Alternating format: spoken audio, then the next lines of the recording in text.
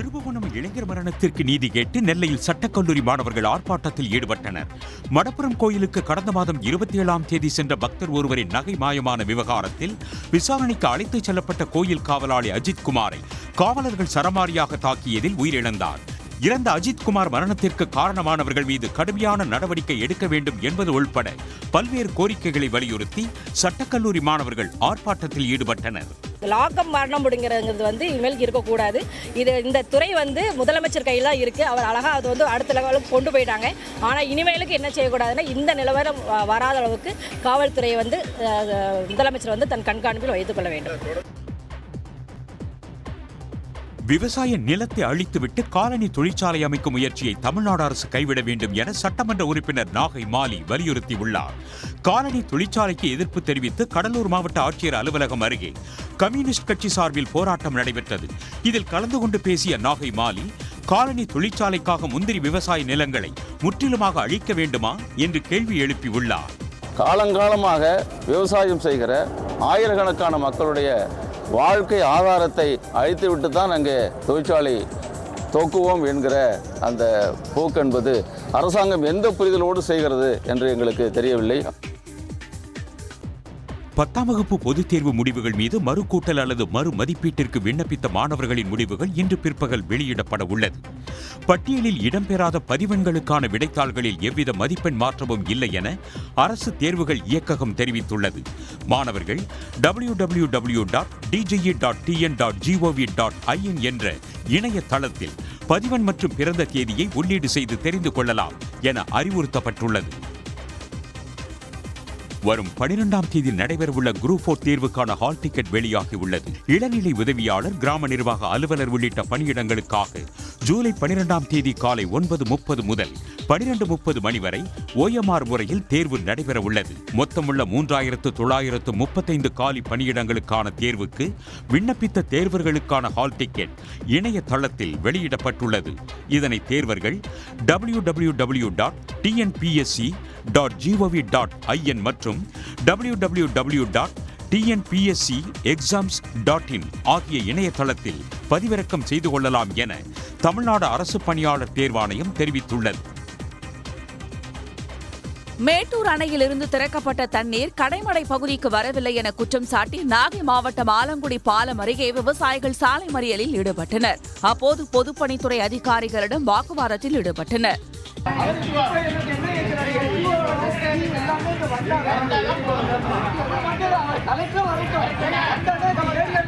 இதில் நத்தப்பள்ளம், புத்தூர், மணக்குடி உள்ளிட்ட கிராமங்களைச் சேர்ந்த விவசாயிகள் சாலை மறியலில் ஈடுபட்டனர். இதனால் திருத்துறைப்பூண்டி நாகை இடையே கிழக்கு கடற்கரை நெடுஞ்சாலையில் 2 மணி நேரம் போக்குவரத்து பாதிக்கப்பட்டது. கறிக்கோழி வளர்ப்பில் கூலி உயர்வு கேட்டு பல்லடத்தில் உள்ள கறிக்கோழி உற்பத்தியாளர்கள் ஒருங்கிணைப்பு குழு அலுவலகத்தில் தமிழக கறிக்கோழி விவசாயிகள் பண்ணையாளர்கள் சங்கத்தினர் காத்திருப்பு போராட்டத்தில் ஈடுபட்டனர். மூலப்பொருட்கள் விலை மற்றும் மின் கட்டண உயர்வால் கோழிக்கு 10 ரூபாய் என்பதை அடிப்படை விலை நிர்ணயம் செய்ய வேண்டும் என கோரிக்கை விடுத்தனர். இந்த 3 வருஷமா இந்த உயர்வுக்கு தகுந்த மாதிரி எங்களுக்கு அடிப்படை வளர்ப்பு தொகையை உயர்த்தி கொடுத்தா மட்டும்தான் இந்த தொழிலை தொடர்ந்து செய்ய முடியும். அதனால அடிப்படை வளர்ப்பு தொகை எங்களுக்கு குறைந்தபட்சம் ஒரு 10 ரூபாயாவது வேணும் அப்படிங்கிற கோரிக்கையோட தான் நாங்கள் இங்கே கூடியிருக்கோம். தமிழ்நாட்டில் முதன்முறையாக கிருஷ்ணகிரி மாவட்டம் ஜெகதாப் கிராமத்தில் 13ஆம் நூற்றாண்டைச் சேர்ந்த பௌத்த பள்ளி குறித்த கல்வெட்டு கண்டுபிடிக்கப்பட்டுள்ளது. ஜெகதாப் கிராம நிர்வாக அலுவலர் அளித்த தகவலின் அடிப்படையில் மாவட்ட வரலாற்று ஆய்வு மற்றும் ஆவணப்படுத்தும் குழு மற்றும் அரசு அருங்காட்சியக காப்பாட்சியர் இணைந்து கல்வெட்டு குறித்து ஆய்வு மேற்கொண்டனர். இந்த கல்வெட்டானது மாரமங்கலமுடையான் என்னக்கூடிய ஒரு வணிகன் பொன்னை கொடுத்து மண்ணை வாங்கி இந்த பௌத்த பள்ளிக்கு தானமாகி கொடுத்திருக்கிறான். இது ஒரு தமிழ்நாட்டிலேயே முதன்முறையாக கண்டுபிடிக்கப்பட்ட பௌத்த பள்ளி தொடர்பான தான கல்வெட்டு என்பது குறிப்பிடத்தக்கது. தஞ்சை மாவட்டம் அணைக்கரையில் உள்ள கீழணைக்கு நீர்வரத்து அதிகரிப்பால் அணையின் பாதுகாப்பை கருதி கொள்ளிடம் ஆற்றில் 30,000 கனஅடி உபரி நீர் கடலுக்கு வெளியேற்றப்படுகிறது. காவிரி நீர்பிடிப்பு பகுதிகளில் தொடர்ந்து மழை பெய்து வருவதால் நீர்வரத்து அதிகரித்து மேட்டூர் அணையிலிருந்து 48,000 கனஅடி நீர் திறந்துவிடப்பட்டு வருகிறது. இதன் காரணமாக மேலணை மூக்கொம்பிலிருந்து கொள்ளிடத்திற்கு 25,500 கனஅடி நீரும், கல்லணையிலிருந்து 4,700 கனஅடி நீரும் என மொத்தம் 30,100 கனஅடி நீர் வருவதால் கீழணையிலிருந்து கொள்ளிடம் ஆற்றில் அப்படியே நீர் கடலுக்கு வெளியேற்றப்படுகிறது.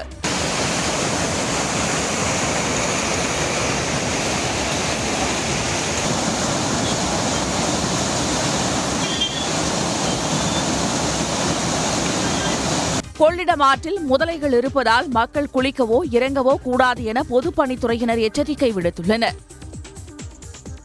நீலகிரி மாவட்ட ஆட்சித்தலைவர் பெயரில் போலி வாட்ஸ்அப் கணக்கு தொடங்கி மோசடி செய்ய முயற்சி செய்த நபர்களை கண்டறிய நீலகிரி போலீசார் விசாரணை மேற்கொண்டு வருகின்றனர். நீலகிரி மாவட்ட ஆட்சித்தலைவர் பவ்யா தண்ணீரு புகைப்படம் வைத்துள்ள வாட்ஸ்அப் எண்ணில் இருந்து சிலருக்கு குறுஞ்செய்தி வருவதாகவும் பணம் கேட்பதாகவும் புகார் எழுந்தது. குறிப்பிட்ட மோசடி நபர்களின் வலையில் பொதுமக்கள் சிக்க வேண்டாம் என கேட்டுக்கொண்ட மாவட்ட ஆட்சியர் பவ்யா தண்ணீரு மோசடி நபர்களை கண்டறிய புகாரும் அளித்துள்ளார்.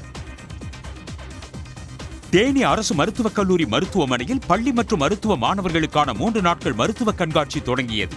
உடல் இயங்கியல் துறை மற்றும் உயிர் வேதியியல் துறை சார்பில் அமைக்கப்பட்டுள்ள மருத்துவ கண்காட்சியை மாணவர்கள் ஆர்வத்துடன் பார்வையிட்டனர். மாணவர்களிடையே மருத்துவக் கல்வி மீதான ஆர்வத்தை தூண்டுவதே கண்காட்சியின் முக்கிய நோக்கம் என மருத்துவக் கல்லூரி நிர்வாகம் தெரிவித்துள்ளது. பிசியாலஜியில் உடலில் இருக்கிற அந்த ஆர்கன்ஸ் எல்லாம் எப்படி செயல்படுதுன்றதை காமிக்கிறாங்க. அப்புறம் பயோகெமிஸ்ட்ரியில் அந்த உடலுக்குள்ள நடக்கிற வேதியியல் மாற்றங்கள் பற்றி சொல்கிறாங்க. அப்புறம் கம்யூனிட்டி மெடிசனில் நோய் பற்றியும் அது எப்படி பரவுது, அப்புறம் அதை எப்படி தடுக்கலாம் அதை பற்றி சொல்கிறாங்க. ஸோ இந்த எக்ஸிபிஷன் 3 நாள் நடக்குது. ஸோ ஸ்கூல் ஸ்டூடெண்ட்ஸ் பயப்படாமல் பார்த்தா அவங்களுக்கு நல்ல ஒரு எக்ஸ்போஷர் கிடைக்கும். அரியலூர் மாவட்டம் நாயகனை பிரியாள் கிராமத்திலிருந்து தாப்பலூர் வழியாக அடிக்காமலை கிராமத்துக்கு முதன்முறையாக மினி பேருந்து சேவை தொடங்கி வைக்கப்பட்டுள்ளது. ஜெயங்கொண்டம் சட்டமன்ற உறுப்பினர் கண்ணன் புதிய வழித்தடத்தில் மினி பேருந்து சேவையை பொதுமக்கள் பயன்பாட்டுக்காக தொடங்கி வைத்தார். அடிக்காமலை கிராமத்துக்கு வந்த பேருந்தை அந்த பகுதி பெண்கள் ஆரத்தி எடுத்து வரவேற்றனர்.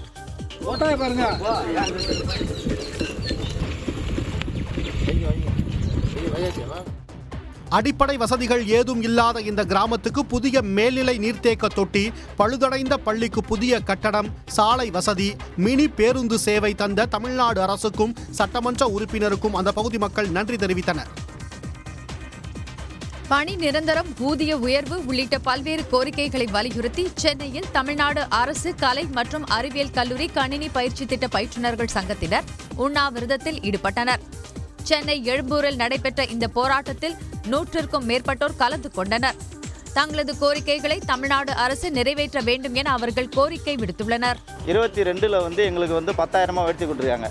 அதையும் தற்போது எங்களால் குடும்ப நடத்த முடியல. அன்றாட தேவைகளையே பூர்த்தி செய்ய முடியல இந்த சேலரியை வச்சு.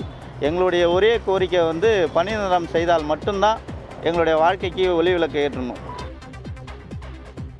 உதகை மாயார் சாலையில் புலி கம்பீரமாக சாலையை கடந்து சென்றதை கண்டு சுற்றுலா பயணிகள் வியப்புடன் கண்டு ரசித்தனர். மசினகுடி, சிங்காரா, மாயார் உள்ளிட்ட வனப்பகுதிகளில் புலி, சிறுத்தை உள்ளிட்ட வனவிலங்குகள் அடிக்கடி சாலையை கடந்து செல்வது வழக்கம். இந்நிலையில் மாயாரிலிருந்து மசினகுடிக்கு வனத்துறை ஜீப்பில் சென்ற சுற்றுலா பயணிகள் புலி ஒன்று கம்பீரமாக சாலையை கடப்பதைக் கண்டு மெய் சிலிர்த்தனர்.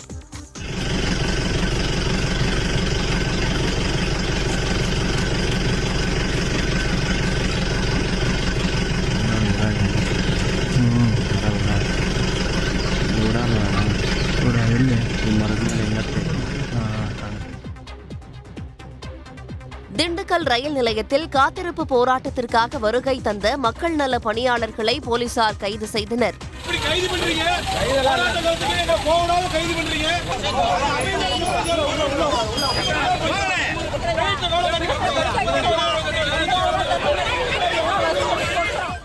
மக்கள் நல பணியாளர்களை பணி நிரந்தரம் செய்ய வேண்டும் என்பன உள்ளிட்ட 5 அம்ச கோரிக்கைகளை வலியுறுத்தி திண்டுக்கல் திருச்சி சாலையில் உள்ள கல்லறை தோட்டம் அருகே காலவரையற்ற காத்திருப்பு போராட்டத்தில் ஈடுபட போவதாக தமிழ்நாடு மக்கள் நல பணியாளர்கள் சங்கம் சார்பில் அறிவிக்கப்பட்டது.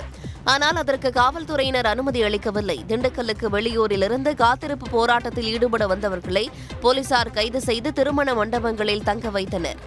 உடனுக்குடன் செய்திகளை தெரிந்து கொள்ள சன் நியூஸ் பெல் ஐகானை கிளிக் பண்ணுங்க.